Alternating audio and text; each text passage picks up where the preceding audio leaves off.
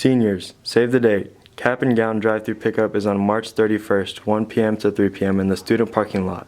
All bookstore fines and fees must be paid in order to receive a cap and gown.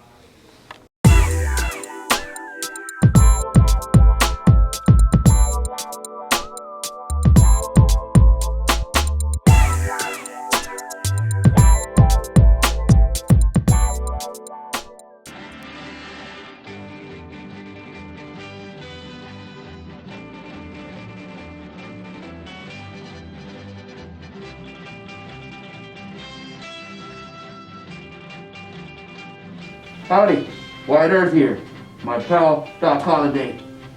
And we're not chasing down bad guys. We're over here calculating our daily steps, calculating, doing some math. Alright? And we know that right now things are tough. But we believe that you guys are resilient with that TikTok nonsense stuff, but we've seen what you've done with that. Now, keep in mind that all across this nation, every year, millions of students are taking math classes. They're taking algebra, geometry, algebra 2, calculus, whatever they're taking math classes all over the nation. And they can pass it, and they can get good grades, and so can you. You're just as good or better than anyone else, anywhere else in the country. And if they can do it, you can do it. All you got to do is make that effort and succeed, and you'll do just fine. And know that just like Doc has my back, we have your back. See you at Millennium. We believe in you. Take good care of yourselves.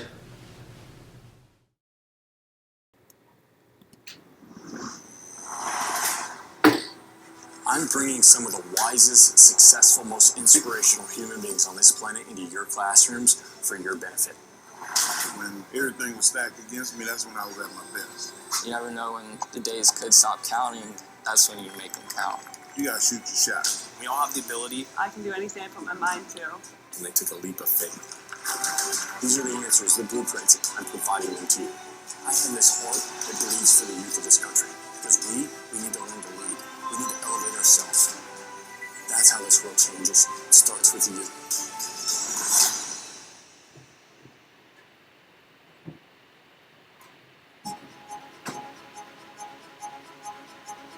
Today we're going to meet decorated Olympian Allison Schmidt and learn about her journey to get the gold.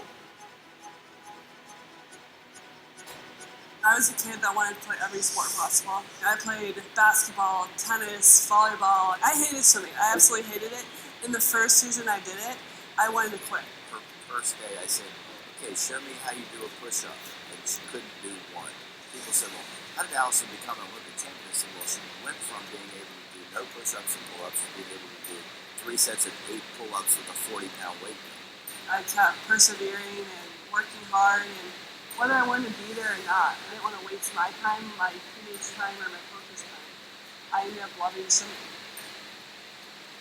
When she was only a senior in high school, Allison was on her way to the time trials for the 2008 Beijing Olympics.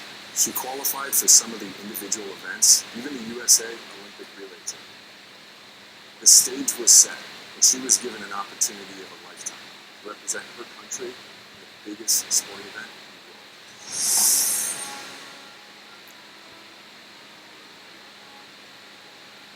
When I got to Beijing and saw the big stage, I was like, whoa, this is so big, this is so cool. And rather than using that energy as positive energy for my swims, I kind of let it overwhelm me. So I didn't make it on to finals. Even though I had made the Olympic team at 18 and was competing for the US, I still felt like I had failed. I was upset that I was 9th by 1/100th, which is like a hair.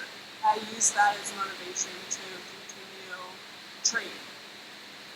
But what it takes to become an Olympic champion is a mindset and an ability to control your emotions under very stressful conditions.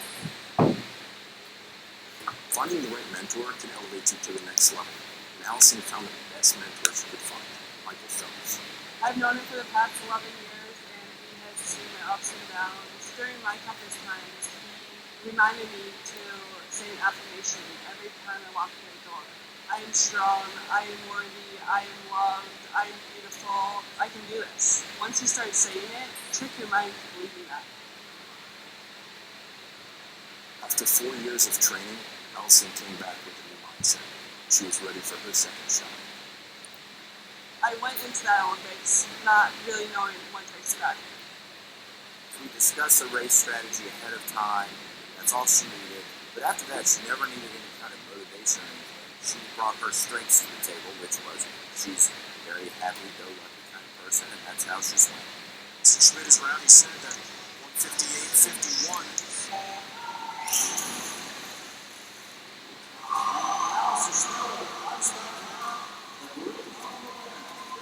My first medal was a bronze medal. My next race was a silver, and that was my first individual final. So I remember saying, like, well, I already have one of the other two. I might as well just get the gold. When I touched the wall, I could see from the pack that I was first, and it was just a rush of emotion. It wasn't just the emotion for myself, but what I'd shared from my coaches, my teammates, my family, my friends, my supporters. I still don't really think of myself as an elite or professional athlete. I guess I proved people wrong by working hard and sticking to my goals and realizing that I can do anything I put my mind to.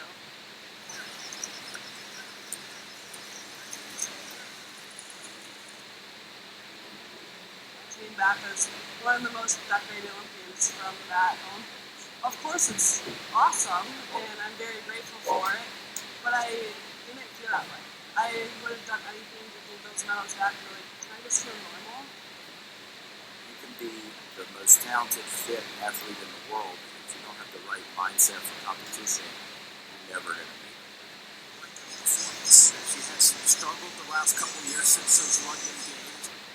I didn't really know where I belonged. I felt empty. And there were many times when I was like, no one would care if I wasn't here anymore. I was living with three of my best friends, and I would drive around the corner so they wouldn't see I was home, so I could go hide in my closet and cry. When you think back, like, that sounds silly. That sounds foolish, but I didn't know what else to do. We just kept thinking that she would come out of it. So, she would train hard enough, somehow she would eventually come out of it. When you have somebody who's on the surface so upbeat all the time, the last thing you would think is that she could be surfing.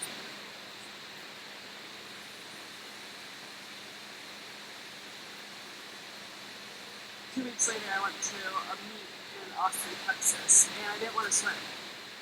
I got last in the race. She kind of had a breakdown. Realized at that point she really needed help. That Monday, when we went back to Baltimore, I went to go see a psychologist.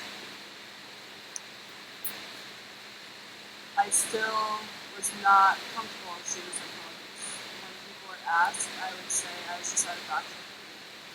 I think that people are fearful of stepping forward and being judged for having mental illness or depression, and they shouldn't. But the only way to go through it and be successful is to get help.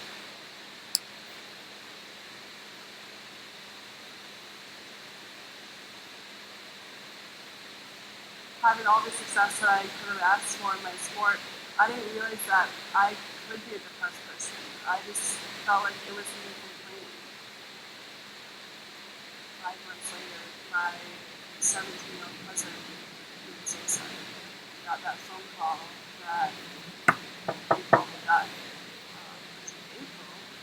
She's 17.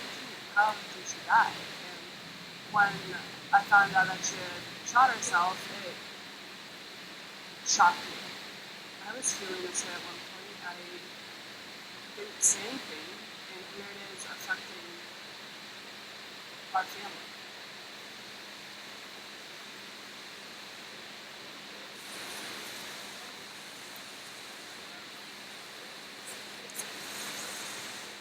Asking for help is the hardest thing I've ever done. It's harder than training for the Olympics. It's harder than going to the Olympics. But it was also the most helpful thing that I've ever done. It allowed me to be free. It allowed me to be myself. and to step back and realize that life isn't just a dot, it's a big picture. To see her go through that process, to come out the other side a stronger and better person, I couldn't be more proud of her. My passion is mental health and spreading awareness and trying to destigmatize and negativity around mental health and depression. I had quite a few difficult days, and I'm lucky to have the support I have from Bob, from my teammates, from my family and friends.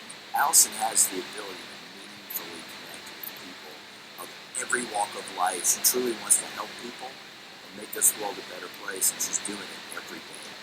In 2016, Allison received an award from the Substance Abuse and Mental Health Services Administration for her work regarding mental health. Since then, Allison has offered her time and skills to various charity events. In 2017, she visited Houston after Hurricane Harvey flooded the city. A friend who was also in the 2012 and 2016 Olympics is from Houston, and she contacted me and was like, I want to do a clinic for all the displaced families. Right away, I was like, yeah, 100%, I'm there.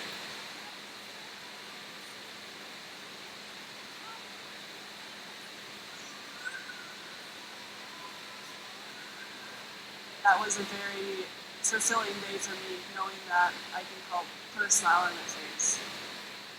I challenge you to be that lending hand to someone who isn't necessarily your friend. Being kind to someone, being positive to someone does not take anything out of you. Your 30 seconds of kindness could be a positive influence for the rest of their life. Mental health is serious and affects millions of people. First step you take, the most important one, is reaching out. You shouldn't feel embarrassed to do so. Find that love, find that support. It's the first step to getting better.